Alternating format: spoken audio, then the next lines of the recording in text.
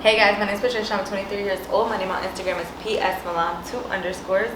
So I'm making this video because I want to kind of like explain more so into what I be talking about on Instagram. So y'all probably follow me on Instagram and see that I do credit and also do LLCs and stuff. And I'm always talking about get your credit repaired. You gotta get your credit repaired, get your LLC so you can get funding, so you can invest and stuff like that. So I'm gonna break down basically all those steps. So I'm gonna break down about getting your credit repaired, about going over the just going over your whole entire credit report, and also going over LLCs, and then getting funding and then investing. So that's what we're gonna talk about in these videos. So this is the first one, which is the first step. The first step basically to financial freedom, kind of like what we will say, because in order for you to reach financial freedom, kind of like where you don't have to work no more and just do things on your own, is like you need to have income coming in. That could be paying your rent, or that could be paying your car, or that could be paying your mortgage, or whatever it is. So you need to invest into assets that's going to make you money every single month, that's going to pay for your car, that's going to pay for your mortgage, that's going to pay for the rent or whatever. So basically the first step is to get you to know, because all right, so in order for you to invest into these assets, right, you need money. So not everybody has access to just money. So like they don't have access to 20,000 just like that right off the bat. You know, some people don't have anything at all. Some people just don't have that kind of money to invest into something that's going to make you some money and income every single month. So what I be telling people to do is basically use their credit to do it. That's what I be talking about every single time when I be like, yeah, get your credit repaired, get your LLC so you can invest in, you know, make sources of income. So basically eventually become financially free. So it's either you're going to save up for years and get the cash to invest into these assets, or you're going to get the credit to invest into these assets, right? So what's really even better? Using other people's money or using your own money to invest into the assets? Either way, you know, cash, credit, whatever, you want to invest into the assets that's going to pay for your liabilities in order for you to reach financial freedom, so you don't have to worry about bills and all that other stuff, right? So, but definitely credit is, I like credit because you can really scale pretty fast, and you don't have to wait, you know, in order for you to keep going to work or just keep grinding it out to get more money to keep investing. But with credit, you could just keep investing because you can kind of get like a lot of credit, just if you know what you're doing and things like that.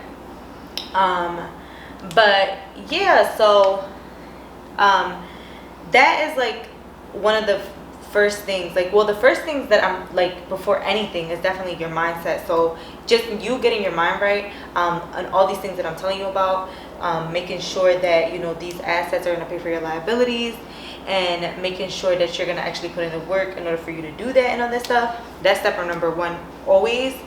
But as far as, we need to backtrack, all right? So let's say what you want to do, you need to get your bills paid for in order for you to, you know, do whatever it is that you want to do and live your life how you want to live it, right? So you need to get your bills paid. So you're going to get your bills paid by the assets. The assets are going to pay for your bills. How? The rent that somebody pays on your investment property is going to pay for your rent. Okay? That's an example. So the assets need to pay for your bills. How are you going to get the assets? You're going to get the assets by either investing it with cash or investing it with credit, right? Say you don't have no cash, we're going to use credit. We need to get the bag. So credit is what gets us the bag. These banks are giving us money because we're making on-time payments on things that we were already going to pay. So the banks are giving us money, all right? So we need that money to invest into these assets that's going to pay for my rent, that's going to pay for my car, whatever. So now, how are we going to get the money from the banks? We need to go back more.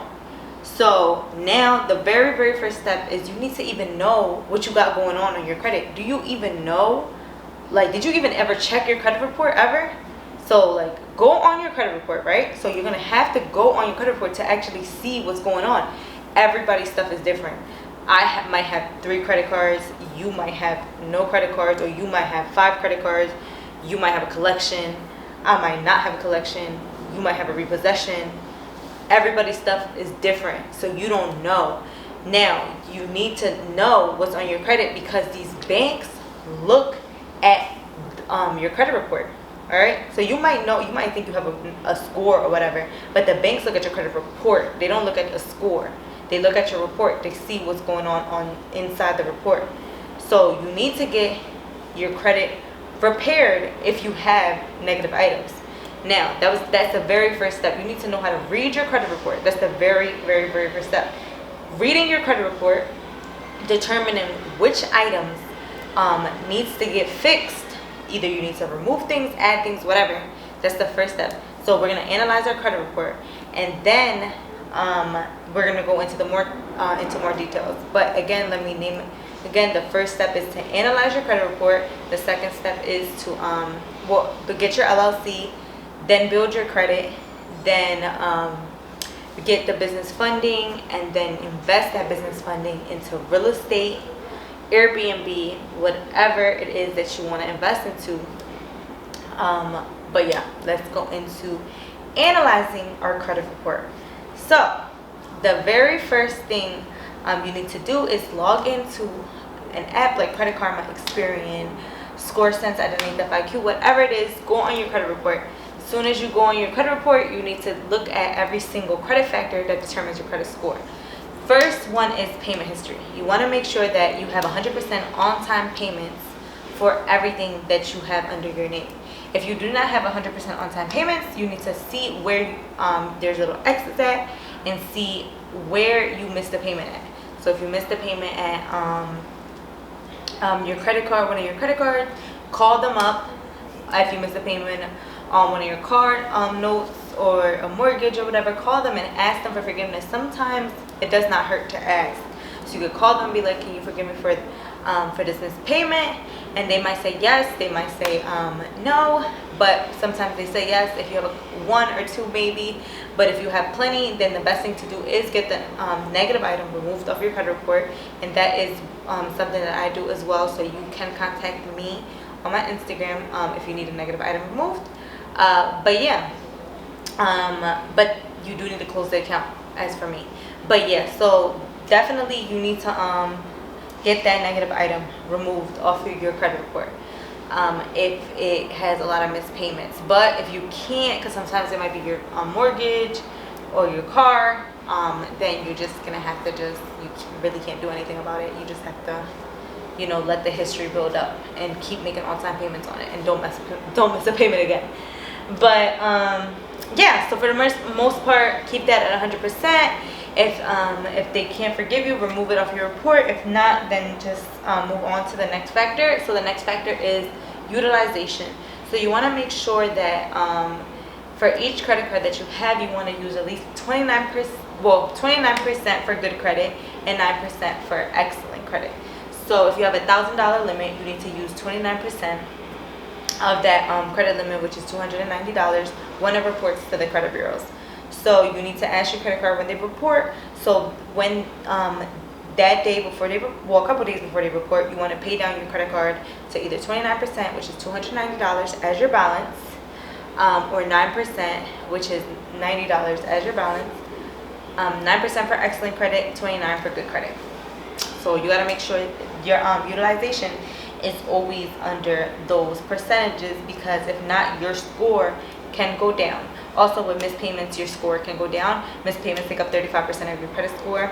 Utilization is a big factor as well. So you want to make sure that both of those factors are good, because they're like the biggest factors. But like for utilization, I always say that, like, if you don't have to pay that much, and of course if you don't have to pay interest, and if you want to use it for investment purposes, I always suggest you should. Your score is just a score. You want to leverage your credit. If you can use that personal credit limit to invest into something that's going to make you some income, why not? You'll eventually be able to pay it back. All you have to do is pay back the credit card, and your score will jump right back up. So it's just like a little game type. Like if you pay off your credit card, your score is going to go right back up. If you're maxed out your credit card, it's just a score. Remember, you want to use it for leverage. That's what it really is about. But yep, so payment history, utilization. Now the next one is derogatory marks. You want to make sure you have no derogatory marks. So that has to be zero. I don't care if it's open, closed, or whatever it is. It needs to be zero derogatory marks there. And if you do have a derogatory mark, then that's one of the negative accounts I was talking about. So like I said, your first step is to repair your credit. So that needs to be 0. So you need to get that removed completely. And like I said, I can remove that for you as well. So we want to get that removed completely off of your report. Now, after that, it is total history. Basically, how much history have you had with your credit? So this really just depends on how long you had your first credit card or your first loan or whatever it is that you had that first started building your credit. So that history that just builds over time as as years go by and stuff, as you make your on-time payments, that history is just going to keep getting longer and longer. But the say you're building your credit and stuff and you want to get funding, then sometimes you can add authorized user trade lines to help you, but they do not get you approved for funding. Like if you just add authorized user trade lines and you don't have no primary trade lines, which is credit cards in your name that you make on-time payments on, then you are not going to get approved. So you need credit cards in your name regardless, and the authorized user trade line can help because it can add some age to your credit report. For example, me, I have credit cards in my name already, so the only thing that I need is some history on my credit report because I'm young, so my history is not that long. So that's an example of me being able to get approved because I still have stuff in my name, and I also have something to help me. But you can't just go off the bat thinking you're going to get approved for $100,000 and you don't have nothing in your name. It's just authorized user trade lines. So remember that, y'all. So don't go ahead and buy all these trade lines and stuff because it does not work that way. You still have to build. You need to repair. First of all, before you even think about adding trade lines, you need to repair. So this is why we're going over this. So after that, though, you need to go over, take a look at your total accounts, every single one of your accounts. You need to, on your credit report, you need to look at every account that you have, open or close, whatever it is.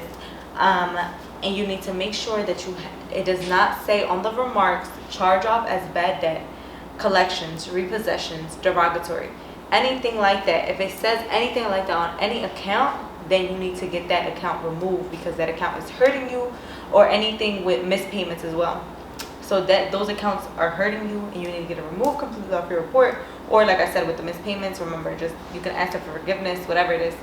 But as far as anything else, those accounts need to come off your credit report completely.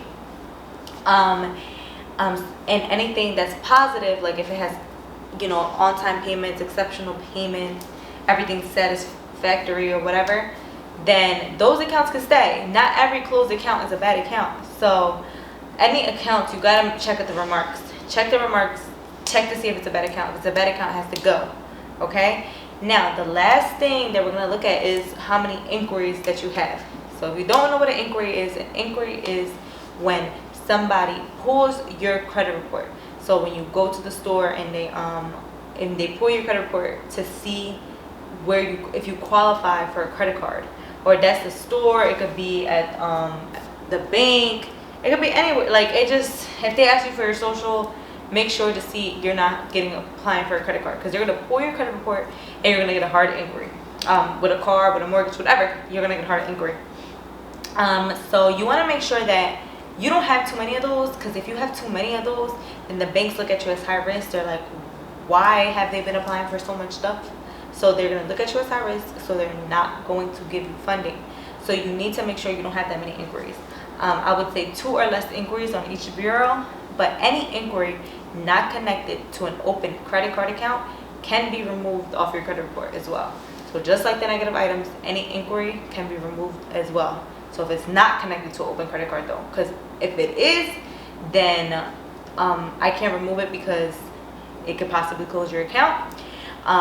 So we do not want to remove those inquiries, and those inquiries can take 2 years to come off. So yep. So yeah, basically that is the first step in order for you to get the bag, so you can invest into the assets to get a bigger bag. So the first step is to making sure where you're at. So you need to see where you're at by analyzing your credit report, because in order for you to get the funding from the banks, then you need to see where your credit is at. You need to make sure every single factor is good on your credit report, so when you do go to the banks, they won't be like, you're not approved, or this and that. So again, like we said, 100% on-time payment history, 9% utilization for excellent credit, 0 derogatory marks. Your total accounts, making sure every single total account on the remarks, it does not say negative or if it's not derogatory, none of that. And your inquiries, making sure it's not that many of them. So that is the first step to reaching to financial freedom. Now, the next video, we're going to talk about getting your LLC while, getting your credit repaired, because now if you do have a negative item, you need to get that removed, right? So get that removed, right? So then after you get that removed, you will start adding the good stuff, which is the credit cards and stuff like that. But you need to get those negative items handled first. So that is what you do first. Then we're going to talk about our LLC. So we're going to be getting our LLC while we are getting our credit repaired. And then after that, we'll talk about building, getting the credit cards, things like that. Then after that, we'll talk about investing the credit. But stay tuned. This is the first video. So like, comment, subscribe. This is the first video for 5 steps to financial freedom. The next one is about getting your LLC. So, yep.